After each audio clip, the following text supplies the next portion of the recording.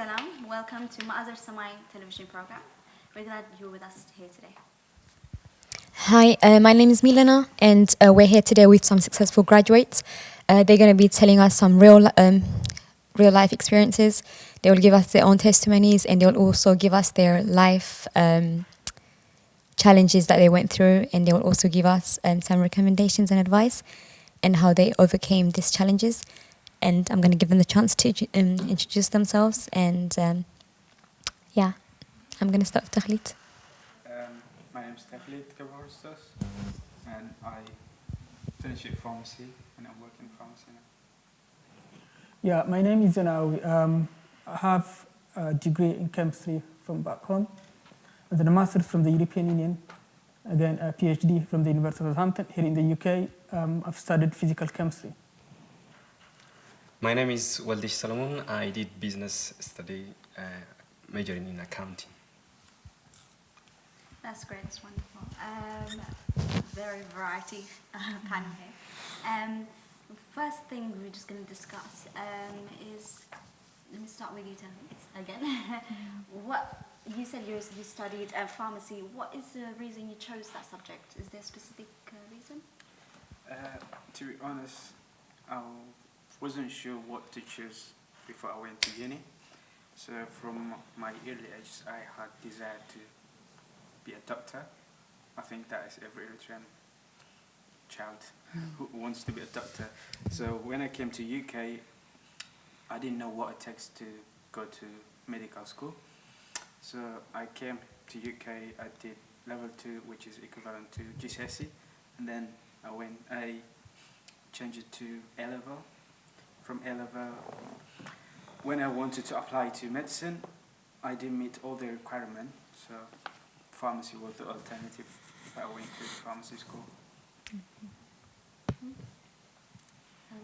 I did business. I went to do business, and when I came, and that was the opportunity that I had, and I enjoyed it, and I'm glad that I made that decision because now I'm working on it, and above all, I give glory to God because He make a way for me, obviously, to study. Why I chose chemistry is that if you look into the grades I had from my high school, I was very good at chemistry, and then I realized that I have this ability about being very good in chemistry. Then, even though I went to university, at university as well, the grades that I've different modules I've sat for an exam, and then I performed very well in chemistry. Then I knew that I'm good at chemistry. That's why I chose to study chemistry, to specialize in chemistry, and then that I've done in my master's and PhD as well.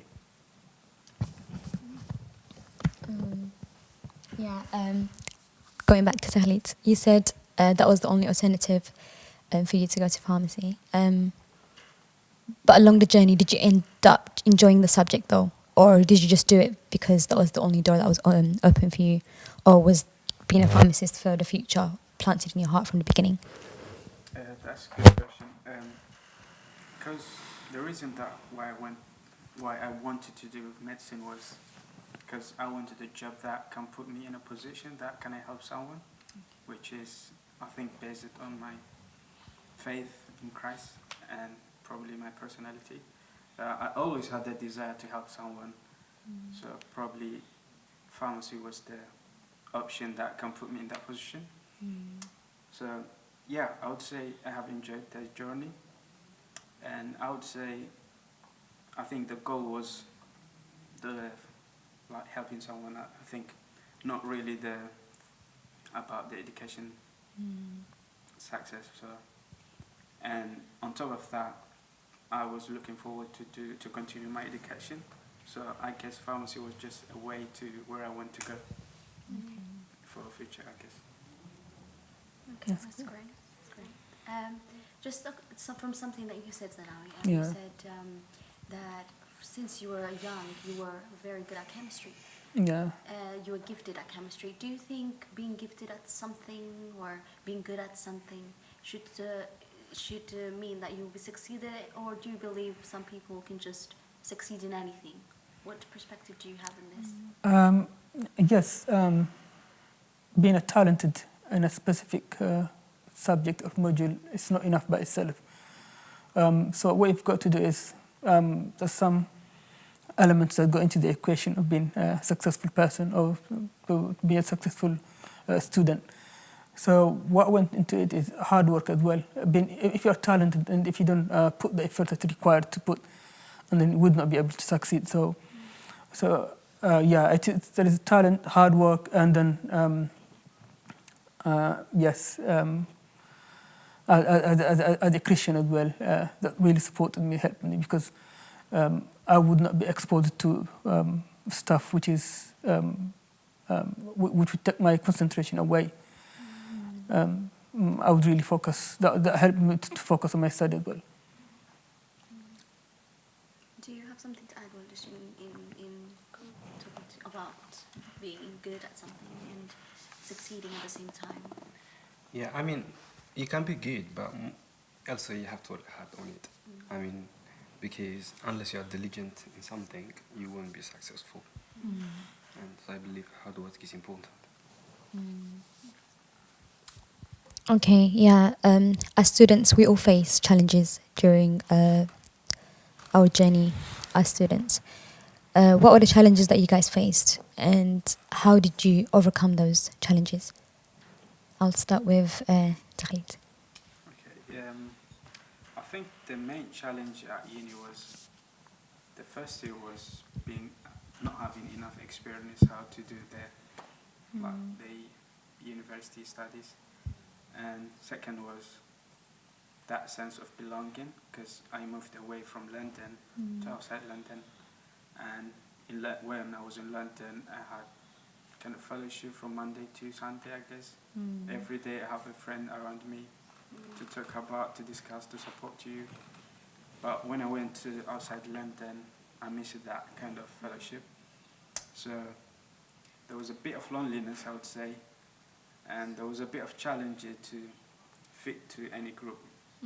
So I would say I have spent most of my time isolated from the group. Yeah. What got me through this was, I think, my faith in Christ. So having known the Lord was a big disadvantage for me, because I can go to my room and pray and sing and read my Bible. That's good. How about Waldish? The main challenge was obviously family responsibility. I was the firstborn in the family, and so I was the breadwinner.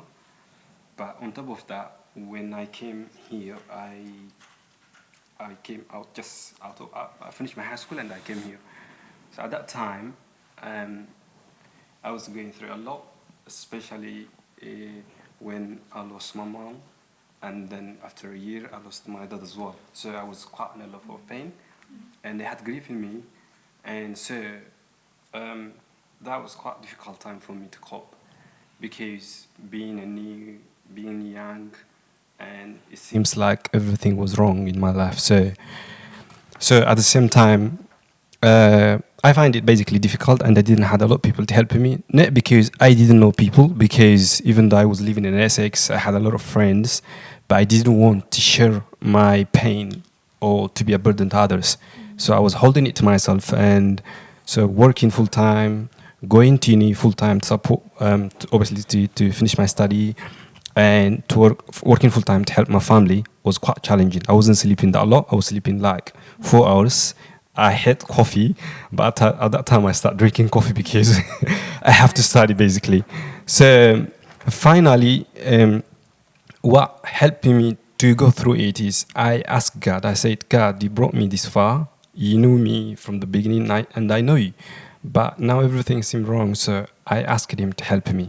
I asked him to help him to come my dreams come true, and he did. And so I was crying a lot of times. Praying. So I was fasting a lot, and every single day, God was helping me, and He did. He was faithful until I graduate, and yeah.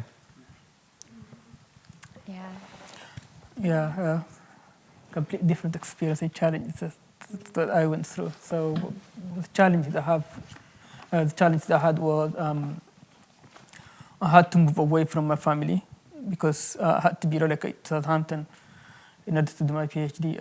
Yes, the first year I relocated to Southampton. Then the next year, the year after, I had to commute from here to Southampton. And then the third year was the last year for carrying out project works. And then, yes, I had to relocate to Southampton as well at that time because that gave me plenty of time in order to focus on the project works, research work, on lab work, and at the same time, it's not on lab work as well. It's spend the time to collect the data, analyze them, and then prepare them for my publication or thesis. So yeah, this is family, and at the same time, the first time I started my PhD, even though I had the ability, I was very good at chemistry, then I had to familiarize myself with different languages because my PhD project work, it required me to do to build some software, to write down a software that does a specific task. So what this software would do is to do some sort of task that I wanted for my thesis. So in order to do this stuff, then I had to read books. I had to get training on specific programming languages, and then it's not only learning languages at that time. The challenge was trying to build. So you have to learn it at the same time. You have to apply it into your project. You have to build a software.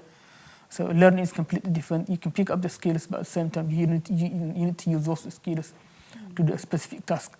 So this was very challenging for me at the very beginning, probably a year and a half. But after that one, I managed to do this stuff. I started to build very small softwares. Then I went and built some challenging softwares as well. So yes, as a Christian, it helped me quite a lot because when challenging times come, when there are challenging times like this one, what you've got to do is you've got to rely on family and God. So the Bible will teach you how to be patient, how to approach stuff like this one. So yes, I thank God, I thank Jesus for all those patience and then to accomplish this stuff. So yeah, I had those challenges and I've managed to to overcome them.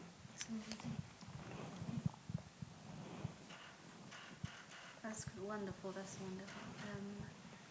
You didn't seem to mention Zenawi actually has a wife and kids. Yeah.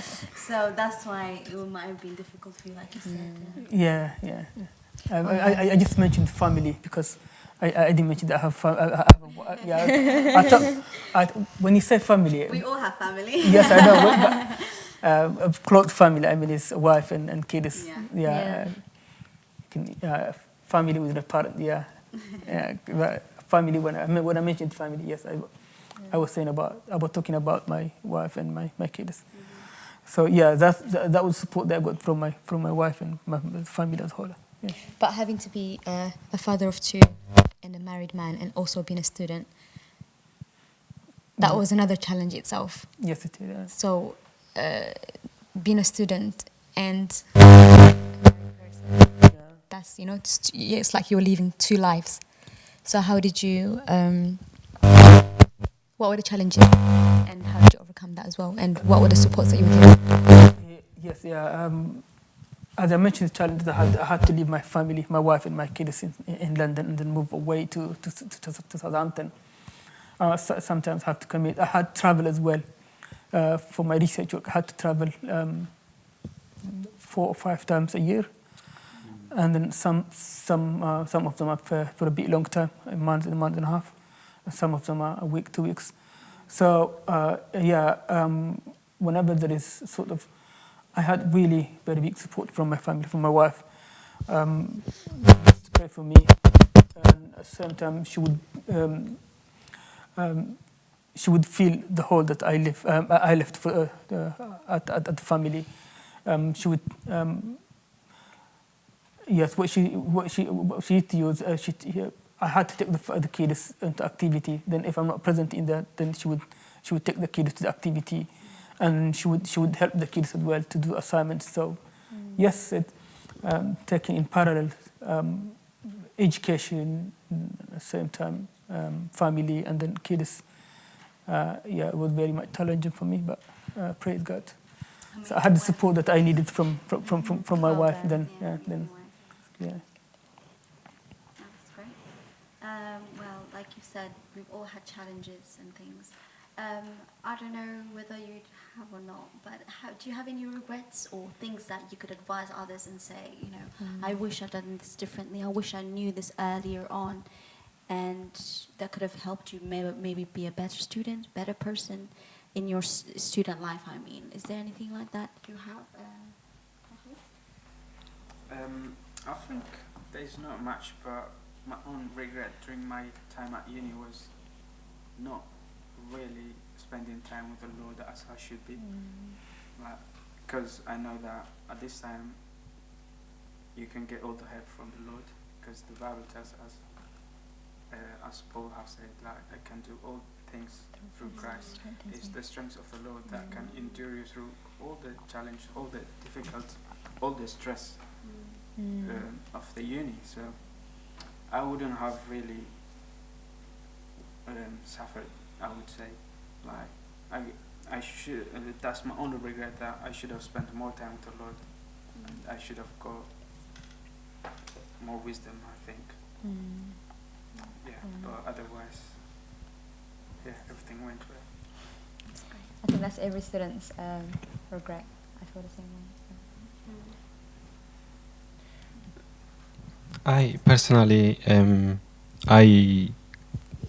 mean, when I was at uni, I was always praying, as I said before. Sometimes I even used to pray, and just go to one of the rooms and pray. And on Sundays, even though I was working, I was still serving God. So I don't have any regret. The challenges made me to know God. The challenges pushed me to call the name of the Lord so often. And I have witnessed the mercy and the kindness of God in my life. Above all, I've seen miracles of God doing miracles in my life. So I don't have any regret. The same with me. I did not have something that I would say. I would not have done it differently. I would have done it the same, but because the more you get tested and you face, and then the more support you get from God, so it makes you more to lean towards God, because the more tests, the more you get perfect. The more to get to lean to God, and then you can get perfect. So, I would not have done it different. I would have done it the same thing. So, because going into my situation, I'm talking about what I've in my situation. I've done the same thing. So, yeah. Okay, that's good. Yeah, my next question is going to be, during your walk with Christ, I'm sure you have tasted His love, His kindness, and His care. Did that push you to preach the gospel to other students so that they can test so that they can testify the thing that you've had as well? And if you did so, what were the results? And did you, get any people, or did you feel different about it, or were you shy in the beginning to spread the word of God? Did you feel it was not necessary? How did you? I would say, I think I was a bit different than the rest of students, I would say, because I think our way of living is different than the non-believers. So everyone knows that there is something in you. So, because when I was in the lecture, I used to see just dead people, everyone is dead. That's how I feel like, because I was a bit isolated, and you can't really join to their talk, because everything is different, that you don't even know what they are talking about sometimes. So that made me, so they know that I'm a Christian, because of my way of living, I guess. So yeah, that at some point during the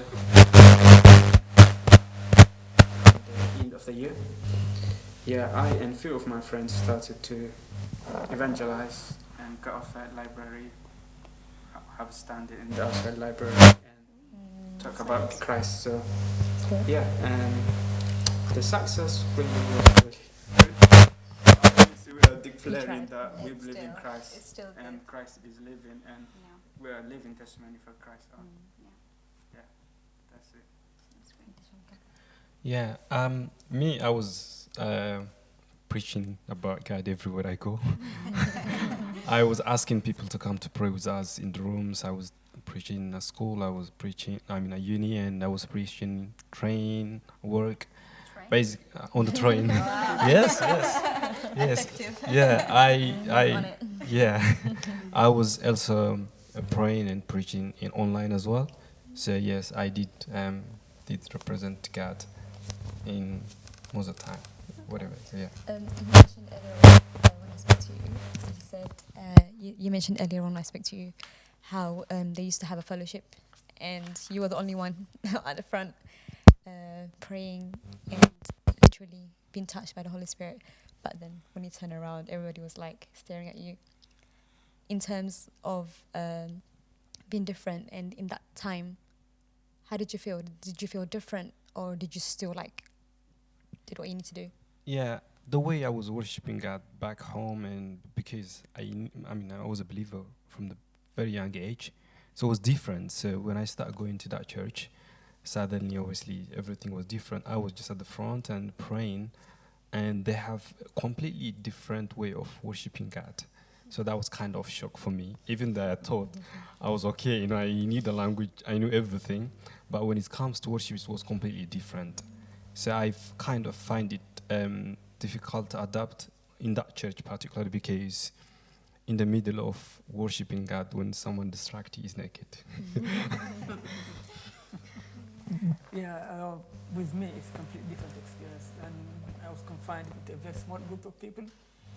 I had to do research work in a very small group, probably about 4 or 5 people working in an office, a single office. So, yeah, we know each other well, what background we are from. So, yeah, we had time to go out together once a week, and then, yeah, for sure, I haven't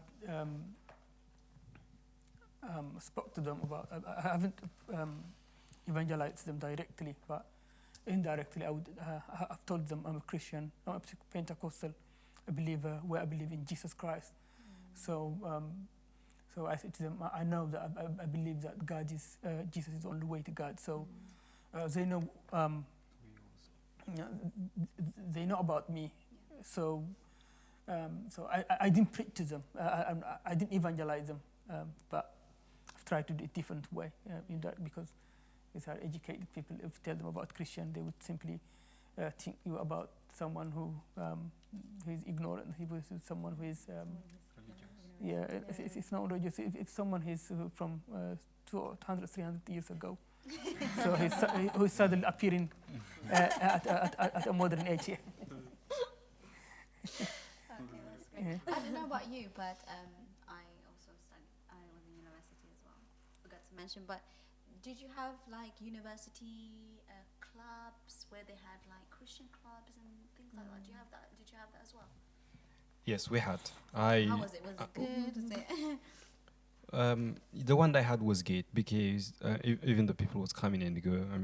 You can't sustain it. But we had very few of us that we always meet up.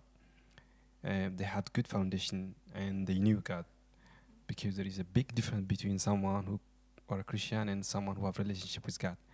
So yeah, and that was very encouraging, and it helped me a lot as well. Yeah, there was, but it wasn't real. I would say it was not real Christianity. Yeah, I have to say that because I don't know, the way I've been raised in Christian was totally different to what their way of living is totally different. So I didn't join them.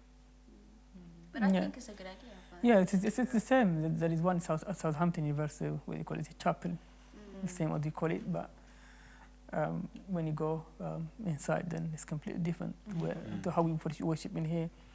And then because there are so many Christian denominations out there, so what these people, just a combination of different stuff. So yeah, they don't mention Jesus. That's true. They don't speak about Jesus, but overall we say it's a Christian where you can congregate. So yeah, so it was completely different stuff. What I'm used to. yeah. So once I saw it the first time, then I have been to. I The guess second everyone time. has a different ways of Yeah. different ways of. Worshipping and praying. Yeah, everyone has a different way of saying saying. I don't know, because I had friends who asked, or when I asked them, do you want to go to this Bible study or do you want to go to this youth worship team or something? The first thing they would ask me is there any food in there? Or they would ask me such as like, what are we going to do? Or, you know, they didn't really, I can sense that they don't really put Jesus Christ as the center in their life. They didn't. So for me, it was quite different as well. Like you said, Tali, it's like the way I experienced in the experience that I had in here and the experience that I had in uni was completely different. So I guess we all had something similar. Yeah. If anything, though, at least they're trying. I think that's the main thing, you know? Yeah. Trying to at least create that environment. At least is one thing. But they did that on mine as well. They used to give pizzas, but to the non-believers, that's how they grabbed it. But to the believers, I think that's really silly. If that's what attracts them. But yeah. Well, that's great. Amazing testimonies, amazing advice you guys have given us. Is there something else you feel like you need to add, or you feel like we've said we need to say? Yeah. There's one question that I want to ask specifically to Okay. Waldish. Earlier on, you said that you were the first one to your parents and you had some challenges during your first year, and you had a lot of challenges. Yeah. So, what advice or what recommendations would you give to people who do go through that same challenge? Sometimes because that's the hardest part you can ever face, losing your parents and having to be, especially Eritrean, you have a lot of responsibility. You have to send money home. You have to do. There's a lot of things. It's a lot of burden. Yeah. So, and because I see that nowadays, people having that pressure and responsibility, they don't use the chance and the opportunity that they have in education. They give all their time sending money to their parents or helping their relatives. So, what advice would you give? My advice would be, first of all, obviously, God will not make a mistake. He's not a man to lie. He's not the son of a man to change his mind. His plan for you will always be good. And so you need to have trust. Obviously, you need to have faith in him. And the second is, when you work hard, God will help you. And your family, if you explain to them, obviously, give me 2 years or 3 years until I graduate or until I finish this, I want to do something special, help me. Or if you explain to them, they understand.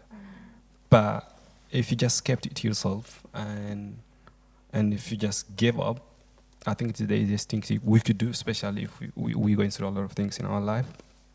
We can just easily give up and stop studying or stop the things that we want to achieve, especially if you lost your mom or your dad, because who is going to be after you when you graduate? Who's going to be there for you? You know, it's very discouraging. You don't want to do it, but you have to also believe there are some other people, so many beautiful people behind you, and you have to do it for them first, for you, for God, and for them. So my advice is don't give up. You know, tomorrow is another day, and God will always be faithful to you. Thank you again, guys. Yeah. Amazing testimonies. I hope you there are enjoying hearing this too. Thank you for your time. Hopefully rejoin us on a second discussion that we'll have. We will be covering education and faith, how it's both important. Both our education is important, both our faith important. and that having a balance as well between these two is really core for us. So thank you. We'll see you soon.